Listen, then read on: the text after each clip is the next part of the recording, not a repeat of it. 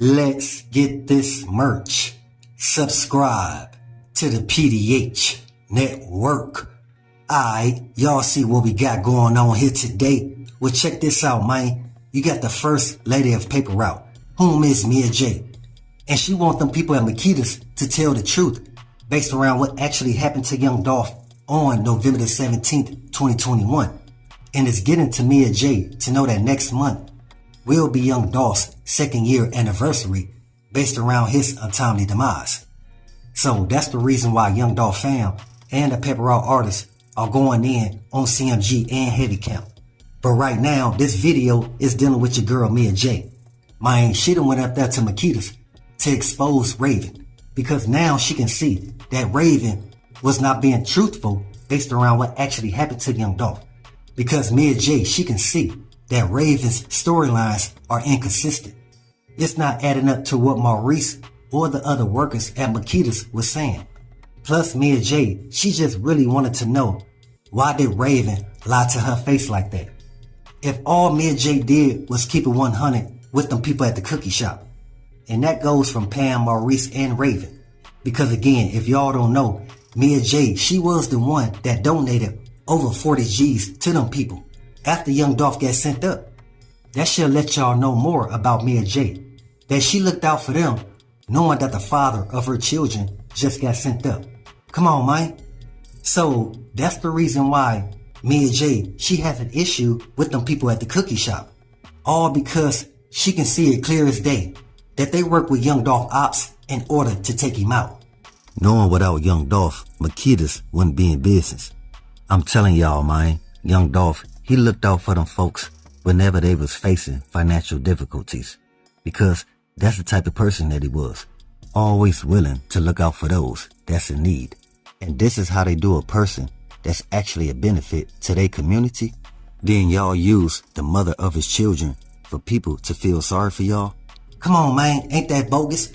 I think it's the most disrespectful transgression that one can do to a woman who has just lost the love of her life and the father of her children. We got to really think about it from Mia's perspective. She's the one in the most fragile position.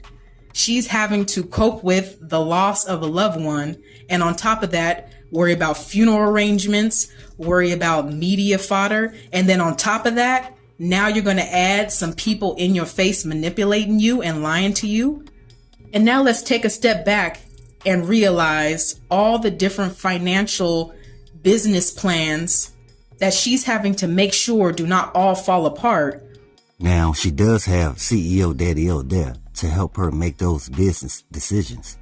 And then she takes it upon herself out of the kindness of her heart to think about the effects of Makita's and their business and gives them 40 grand. Then come to find out later on that not only did they take her money, but they established multiple GoFundMes, taking the money of the people who cared about Dolph. And then in addition to that, we're also involved in receiving money to help set up young Dolph in the first place. Because we know they definitely collected a bag from Yo Gotti in order to set up young Dolph. While we at it, let's show some love to the King of Memphis and say rest in peace to young Dolph, condolences to his family, and much love to all my folks in Dolph land. Hey, to all my folks in Dolph land, you got Mia Jaye and young Dolph brother Marcus. They working hard to get to the bottom of this whole young Dolph case. Because we ain't the only ones that want to see that real camera footage. They do as well. And so at this point, Mia is completely fed up. She's been hearing so many different rumors and statements coming from Makita's crew. And that's true. I know y'all remember at the beginning of this whole young Dolph case, how a lot of people were saying that Mia Jaye had her hands in taking out young Dolph. So that right there made Mia Jaye feel some type of way, knowing these people kept accusing her of taking out young Dolph. And again, man, I told y'all before, Mia Jaye, she had too much love for young Dolph. And I also informed y'all before that they did the same thing to young Dolph brother Marcus, aka Demon, where they stated that Demon had his hands in taking out young Dolph as well. Same thing for CEO Daddy O and the other Paper Route artists. They had nothing to do with young Dolph being sent up at that cookie shop, man. That was a conversation Yo Gotti brother had with Maurice and Raven months before young Dolph got sent up. So what I'm saying is, those bogus storylines that Raven was putting out there was making people think that other paper route artists and affiliates had their hands in taking out Young Dolph, when again, that was never the case.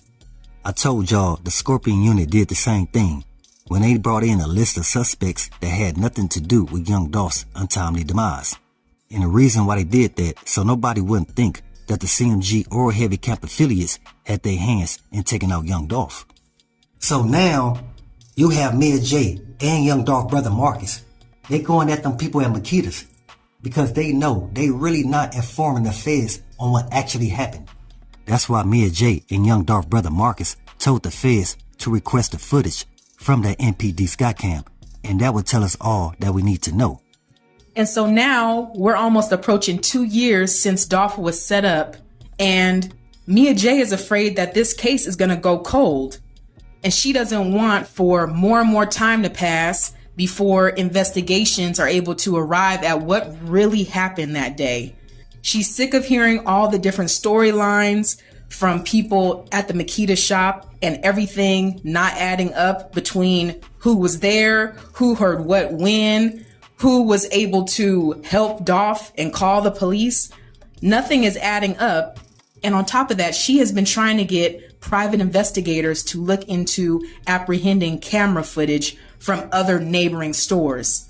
This has been something she's been working on behind the scenes for quite some time, but she keeps on hitting roadblocks because of the different affiliations with the Scorpion unit, MPD, and everything around all of the different. Basically, everybody that Yo Gotti paid that's in position to take out Paper Route Frank is the people that she's speaking on. And again, that's a range from the guys in the streets, the people in the department, and some people up that ladder. You understand? Because Yo Gotti being from Memphis, we all know he got a lot of people in his pockets. So now Mia Jaye is having to combat all these different systems that are set up against her in finding out what really happened to the father of her children. And so the closest thing that she can identify to really get to the truth is going to the source of where it happened in the first place, which is the cookie shop. Yeah, the same spot Young Dolph promoted and privately invested in. Now, it's not as if she just walks in there every day or on a weekly basis to get cookies in the past. So obviously for her to make a trip down to Makita's, it's got to be really serious. And we got to take into account Mia Jaye's temperament. She's been very calm throughout this whole investigation. Even when she was with Dolph while he was living, she was very behind the scenes and a very sophisticated woman. And so at this point, she's tired of being patient and she's tired of feeling like she's being taken advantage of. And there's a lot of games being played that are getting in the way of justice being served. And Mia Jaye, she has the right to feel that way.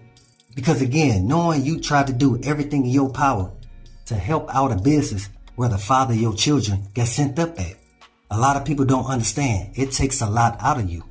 Because you're trying to keep a positive mind, but at the same time, knowing that these people at the cookie shop is on some underhanded activity, it just doesn't sit right with you. And so the biggest source of information that Mia Jaye is trying to get to is Raven herself. Because we know out of all the Makita's affiliates, she's been the ringleader from the start. She has been the one single-handedly distracting from what actually happened that day. And it's because she was involved in it. And if the whole story were to come out with how everything was planned, then she would be going to jail also. But like we stated from the beginning, you got Mia Jaye and Young Dolph brother Marcus. They trying to request the footage from that MPD Skycam. Because like I tried to tell you guys before, that camera footage will tell the whole story. From the time that Young Dolph first got followed to when he pulled up to the cookie shop. And y'all will see how Maurice let him go in through the back door, even before Straight Drop and Cornelius Smith hopped out the white Benz. It's just you had so many hands involved with taking out Young Dolph, it's hard for Mia Jaye to see who's actually on her side. The only people right now she can really depend on is the Paper Route affiliates and Young Dolph brother, Demon. So with that said, in order to get to the truth, Mia Jaye and Demon have been trying to get in contact with the business owners from the laundromat and the Family Dollar in the same parking lot to find out what is their perspective on what occurred that day, and to see if they can get to the bottom of the reason why all this footage just went missing out of nowhere. But again, man, like I keep telling y'all, that's because Yo Gotti had the proper people paid in position. So with that, always be aware and always stay prepared. But hey, we got more in store. As always, y'all know what it is. Y'all know what it's worth. Let's get this merch. Subscribe to the PDH Network.